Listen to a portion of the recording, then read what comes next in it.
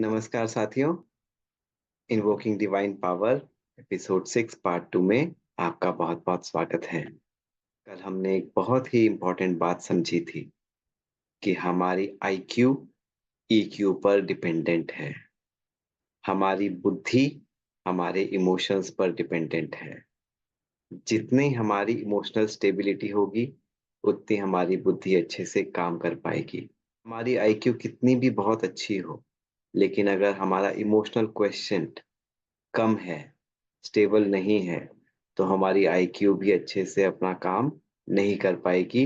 हम बुद्धिमान होते हुए भी उसको लाइफ में अप्लाई नहीं कर पाएंगे। यही कारण है आज हम युवाओं में मेमोरी प्रॉब्लम्स देखते हैं, डिसीजन ना लेने की प्रॉब्लम देखते हैं, अटेंशन कंसंट्रेशन की प्रॉब्लम्स देखते हैं, क्योंकि ये सारी चीजें हमारी बुद्धि आईक्यू डिसाइड करती है, जो यहाँ है आगे के हिस्से में।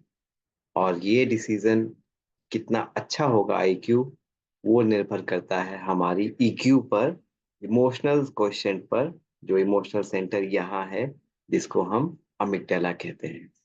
तो amygdala front brain frontal cortex पर इन्फ्लुएंस डालता है, प्रभाव डालता है। ईक्यू आईक्यू पर प्रभाव डालती है। आज लोगों की आईक्यू इसीलिए कम काम कर रही है, जबकि आईक्यू बहुत है, लेकिन वो दिख क्यों नहीं रही है? क्योंकि ईक्यू स्टेबल नहीं है। इमोशंस अनस्टेबल होने की वजह से आईक्यू भी अनस्टेबल है। अब ये ईक्यू इंस्टेबिलिटी है क्या? जब भी कोई सिचुएशन आती है, उस सिचुएशन में आप कितना स्टेबल रहकर उस सिचुएशन को फेस करते हो, वो डिसाइड करता है आपका ईक्यू, इमोशनल क्वेश्चन। अगर आप बहुत जल्दी पैनिक हो जाते हो, घबरा जाते हो, नाराज हो जाते हो, दुखी हो जाते हो, तो इसका मतलब आपकी ईक्यू कम है। और अगर आप उस सिचुएशन में अपने आप को स्टेबल रख पाते हो, अपने इमोशंस को रेगुलेट कर पाते हो, तो आपकी ईक्यू अच्छी है। अब इस ईक्यू को कैसे बढ़ाया जाए? ये इतना आसान नहीं है दोस्तों। क्यों आसान नहीं है? आज के समय में जो लाइफ है वो आसान नहीं है। पग पग पर, सेकंड सेकंड चैलेंजेस हैं, प्रॉब्लम्स हैं। वो प्रॉब्लम्स हमें हर्ट करती हैं, हमारी फीलिंग्स को। तो anger, resentment, anxiety, panic, sadness create होना एक नेचुरल रिस्पॉन्स जैसा है। प्रॉब्लम्स इतनी सारी हैं, ये इमोशंस ऑटोमेटिक पैदा होते हैं, हम पैदा करते नहीं हैं। हम पैदा करते नहीं हैं, लेकिन ये इतने ऑटोमेटिक पैदा होते हैं। और फिर हमारी ईक्यू जब हिलती है तो आईक्यू भी काम नहीं कर पाती, मतलब बुद्धि भी सोचने समझने में सक्षम नहीं हो पाती है। अब इस ईक्यू को कैसे स्टेबल रखा जाए? अभी हमने एक लाइन कही ना कि ईक्यू, ये जो इमोशंस पैदा होते हैं ये ऑटोमेटिक पैदा होते हैं। चलो देखते हैं दोस्तों, ये क्यों पैदा होते हैं। इससे पहले हम आपको एक एक्सपेरिमेंट बताएंगे, जिसको कहते हैं द पैवलोव्स डॉग एक्सपेरिमेंट। इसमें पैवलोव नाम के साइंटिस्ट ने क्या किया, एक डॉग को लिया और उसके सामने उसका फेवरेट फूड रखा। तो देखा उसके अंदर क्या रिस्पॉन्स होता है। तो डॉग को फेवरेट फूड देखकर लार गिरने लगी। अब उन्होंने क्या किया, उसी डॉग के सामने एक बेल रिंग की। तब देखा क्या रिस्पॉन्स होता है। तो कोई रिस्पॉन्स नहीं हुआ।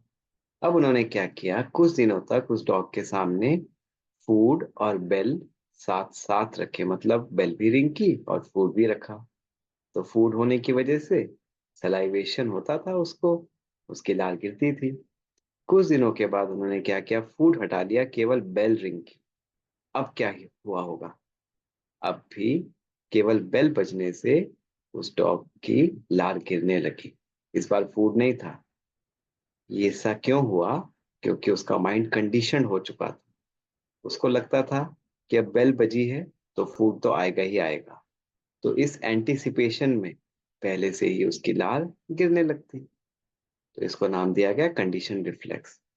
दोस्तों, ये जो हमारा ब्रेन, ये जो मन का जो रिस्पॉन्स है ना, ये जैसे इमोशंस हम क्रिएट करते हैं, ये ऑटोमेटिक नहीं है, ये ऑटोमेटिक बनाए गए हैं कंडीशन्ड किए गए हैं।